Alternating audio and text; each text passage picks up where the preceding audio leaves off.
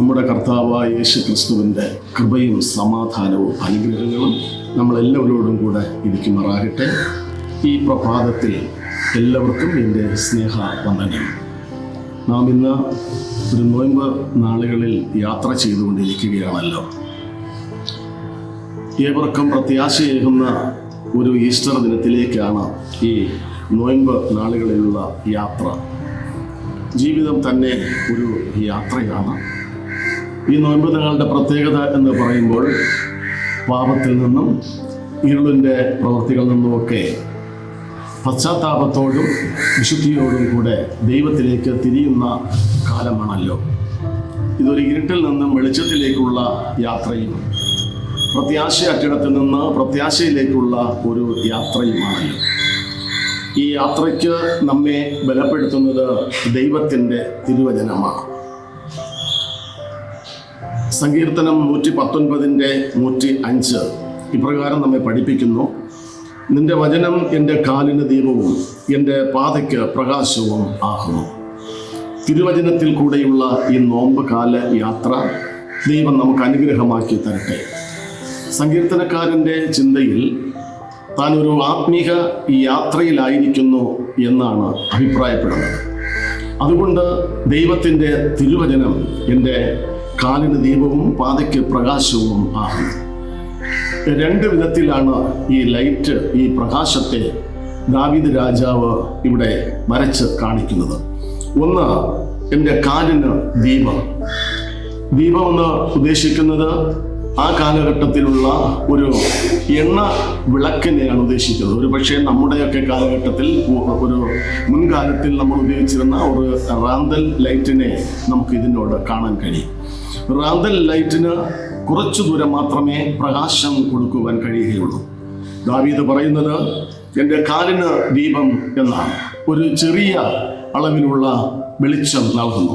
നമുക്കിന്നത് ഒരു ദിവസമായിട്ട് പരിഗണിക്കാം.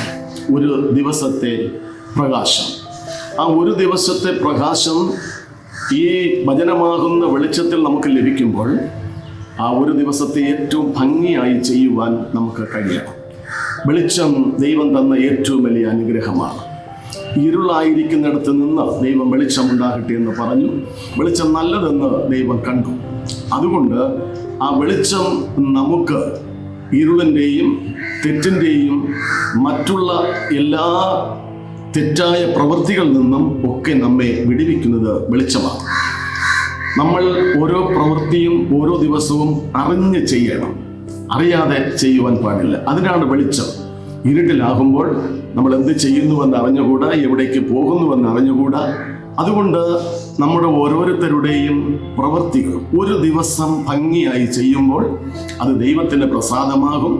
നമ്മുടെ അടുത്ത ദിവസത്തേക്ക് ഏറ്റവും അനുഗ്രഹമായിരിക്കും. ദാവീദ് രാജാവിൻ്റെ രണ്ടാമത്തെ ചിന്ത എന്നത് അതിൻ്റെ പാതയ്ക്ക് പ്രകാശം ആകുന്നു എന്നാണ്. പാതയ്ക്ക് പ്രകാശം. പാത എന്ന് ഉദ്ദേശിക്കുന്നത് കുറേ ദീർഘദൂരത്തെയാണ്. ആ ദീർഘദൂര യാത്ര എന്ന വേദപുസ്തകം നമ്മെ പഠിപ്പിക്കുമ്പോൾ അതൊരു പ്രത്യാശയും അതിൻ്റെ ലക്ഷ്യവുമാണ്. നമ്മൾ ഈ നോമ്പ് കാലം, ഈ ദുഃഖവെള്ളിയാഴ്ചയും ഈസ്റ്ററും ഒക്കെ ചേർത്ത് ചിന്തിക്കുമ്പോൾ ഈ ഈസ്റ്റർ ദിനം നമുക്ക് നൽകുന്നത് ഒരു വലിയ പ്രത്യാശയാണ്. നോമ്പ് കാലത്തിൻ്റെ യാത്ര അവസാനിക്കുന്നത് ഈസ്റ്ററിലാണ്. ഈസ്റ്റർ സകല മനുഷ്യർക്കും കൊടുക്കുന്ന പ്രത്യാശയാണ്. ആ പ്രത്യാശ എന്ന് പറയുന്നത് കർത്താവായ യേശുവിനോടുകൂടെ വസിക്കുന്ന ഇടമാണ്. ആ ഇടമാണ് നമുക്ക് എല്ലാവർക്കും പ്രത്യാശ നൽകുന്ന ഇടം. അതായിരിക്കണം നമ്മുടെ ലക്ഷ്യം. അതുകൊണ്ട് പാതയ്ക്ക് പ്രകാശം എന്ന് പറയുമ്പോൾ നമ്മുടെ ലക്ഷ്യസ്ഥാനത്തേക്ക് നമ്മൾ എത്തിച്ചേരുവാൻ വേണ്ടി പ്രകാശം തരുന്ന ഒന്നാണ്. അതിൽ നമ്മൾ യാത്ര ചെയ്യണം.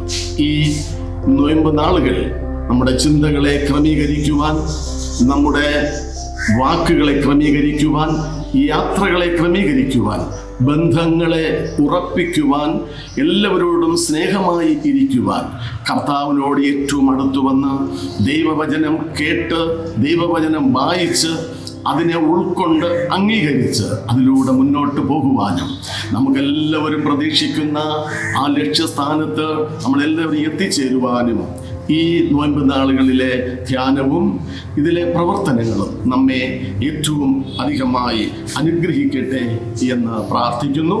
അതോടൊപ്പം തന്നെ നമ്മുടെ അനുദിന ജീവിതത്തിൽ പതറാതെയും കാലുകൾ ഇടറാതെയും ലക്ഷ്യസ്ഥാനം തെറ്റിപ്പോകാതെയും നമുക്കെല്ലാവർക്കും കർത്താവിനോട് ചേരുവാൻ തക്കവണ്ണം ദൈവം കൃപ ചെയ്ത് നമ്മെ മുന്നോട്ട് നടത്തുമാറാകട്ടെ.